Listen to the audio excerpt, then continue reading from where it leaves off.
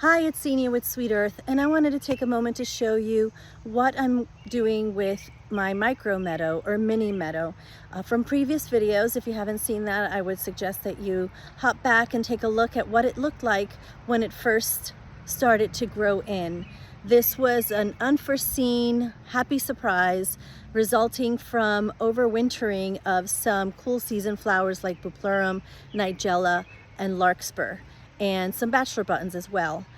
So I let it go and it turned into a beautiful mini meadow, and now it's all dried up.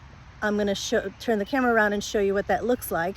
But I also wanted to show you how I'm prepping it so that I can continue to get some blooms either later in the season as well as early spring next year. I'm going to keep this area as a meadow and see how it unfolds.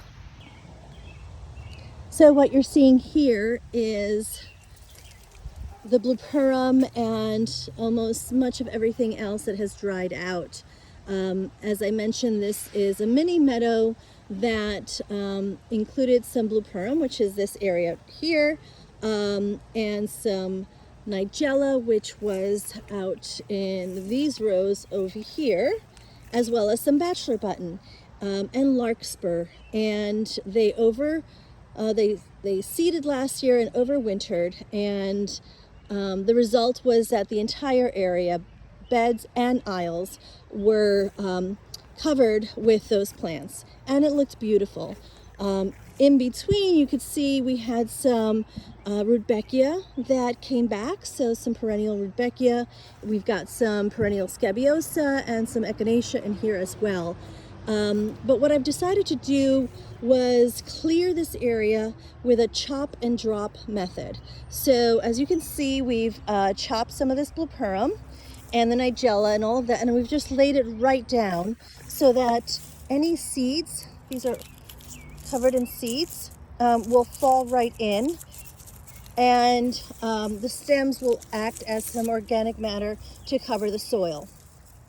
I'm also going to take a moment in the next couple of weeks to plant in some more perennials so that next year around this time, when the cool season flowers, the Bupleurum, Nigella, Larkspur, and bachelor button, when they are done blooming, have dried out, there's some other blooms coming through, some more rudbeckia, some more echinacea, there's some flowering dill in the back there, and so I might introduce in here some mountain mint as well.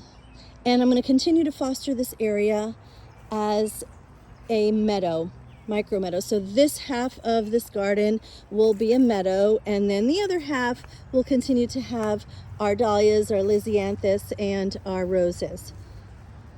And the trick is to try to keep the two somewhat separate so that there isn't drifting and overseeding on the other end.